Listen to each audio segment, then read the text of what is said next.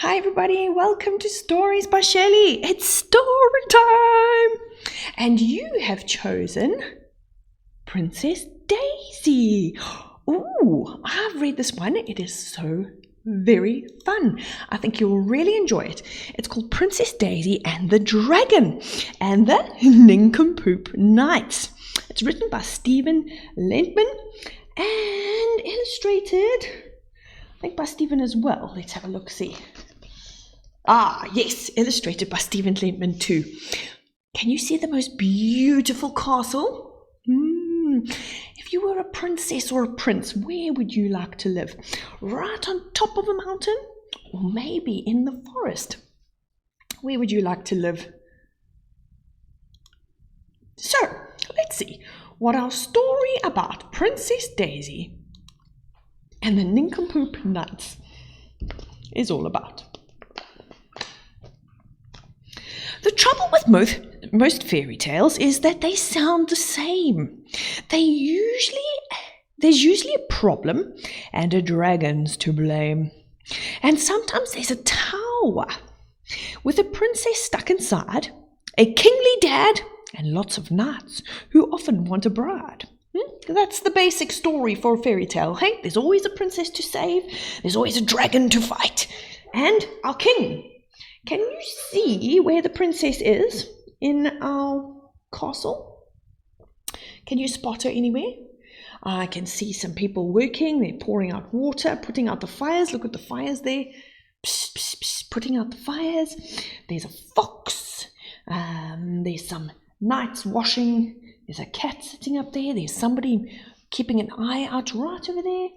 And someone pulling out the flags. And I think that is our princess over there. But though this is a fairy tale with all the usual team, if you read on, you'll find things aren't always as they seem. Let's see what our fairy tale is going to be about. Our story starts at midnight, when the king was gently snoring and suddenly was woken up by a dreadful roaring. The townspeople were woken too. Let's go and find the king. He'll know what to do about this terrifying thing. The king was pretty clueless. I've hardly slept a wink, he said. Look at him looking out over the valley. But Princess Daisy shouted down, "Hang on, let's have a think. I can see from way up here singed trees and a burnt wagon. The evidence makes me conclude our problem is what do you think it is? A dragon? Hey, there's our princess. She's decided the singed trees means burnt trees. A wagon that's on fire? She thinks it's a dragon. By Jove, I think you've got it, cried the king. Oh, yes, of course. And what we need to fight it is a brave knight on a horse. So the king sent out a message far and wide across the land. Help! We need a hero! Can you come and lend a hand? Look, he's using a megaphone, boom, boom, and he's shouting out to everybody, who can come and help us? By Tuesday, 3 knights arrived. They claimed to be the best. Just show us where this dragon lives. We'll rid you of the pest. And in return, we would expect a princely plot of land, a bag of gold, a chest of jewels, and your daughter's hand. So the knights want to say they will rescue the country from the dragon, but they want to have land, gold, jewels, and the princess. But Daisy shouted to the king, "Hang on a minute, Dad. What if we're mistaken and the dragon isn't bad? These knights are twits, it's plain to see, but I know what to do. If only I weren't in this tower, please let me ride out too." "Not a chance," said the king, he replied. "It's just not safe. Princesses are not meant to fight. Now go and sew instead." Oh dear. So the poor princess says she can do something, but the king says, no, it's too dangerous. We must let the knights do their job. So the knights rode out the next morning with a noisy trumpet blast. They preened and they fluffed their feathers and they boasted to the last. The first knight was Sir Daring-Do. I'm fearless, bold and brave. Just watch me slay the dragon when I ride into his cave. So this is Sir Daring-Do. And he galloped up, his sword held high, and took one look inside. His legs went all like jelly. Eek, I want my mum, he cried. Oh dear. So Daring-Do is not very brave. Look, he jumped into the horse's arms. No, I can't go in there. Next up was Sir Musclebound. Oh, look how strong he is. He was next in line. His armor clanked and clinked. Forget about Sir Daring-Do. He was the weakest link. Look, what you need is power and might, and I'm just your man. I'll squash that dragon in his cave. It's such a simple plan. Look at him holding such a big rock. Whoa, he said he's going to squash the dragon. You'll be amazed at my great strength. Just watch me throw this boulder. Ouch! Oh no, ouch! I can't go on. I think I've hurt my shoulder. Oh dear. Hey? So Musclebound has hurt his shoulder from picking up such a large rock. Oh dear. Now who is left? Those two knights were no good at all. Sir Brainbox sneered and scoffed. I've made a foolproof fiendish trap. He whipped off the cover. What has he got?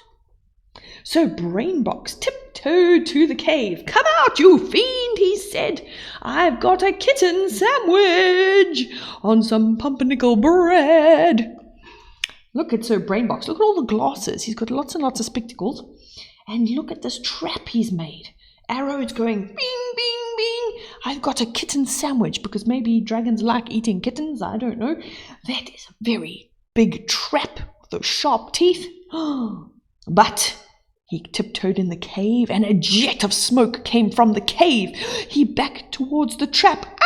And the shiny teeth were ready and they bit his bottom. Snap! Oh, look at that. The kitten got away. And the trap bit Sir Brainbox's bottom. The king's mouth dropped wide open. Oh no! Who will save us now? But wait, here comes another knight who's sitting on a... What animal is that? Who knows? What animal is that? Another knight who's sitting on a cow? Hey, that knight looks very funny. The people laughed and pointed. That armor is a fright. He's got a book. He's got no sword. He's far too little to fight. Hey, they're laughing at this new knight. Who is that? Do you recognize them? Just watch and learn, the knight replied and rode into the cave. The crowd all gasped in horror. Who'd have thought he'd been so brave? And then it all went quiet. There was not a single sound. I cannot bear it, cried the king, and he fainted to the ground. Look at him. The night was gone for ages, and everyone got bored. Then just as it was time for tea, the dreadful dragon snored.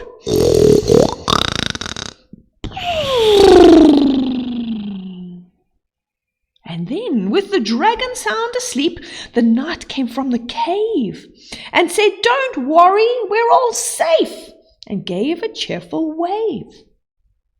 "This dragon is just a baby. Come here and take a look. All she wanted was some milk, a cuddle, and a nice book. And as for all you nincompoops, you vain and foolish knights, with all your noise and silliness, you gave her quite a fright. I know that voice, the king cried out. At least I think I'm right. Daisy, is that you, dear? Are you our mystery knight? Do you think that's the princess? You're right, it's me, the princess said. I know it's a surprise. You said you wouldn't let me out, so I came in this disguise. I know you put me in a tower to keep me safe from harm, but princesses can do much more than curtsy, dance, and charm. Girls are clever, tough and bold, and brave and strong and true.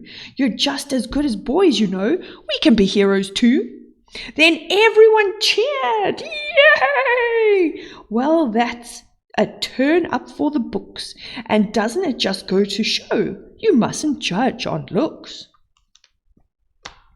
And much, much later on, when Queen Daisy ruled, she kept her dragon friend, and as they should in stories, they lived happily. The end. Did you love that story? I sure did. Hey? And Daisy proved all those knights wrong, hey? That she could also fight and help out her dad with the dragon.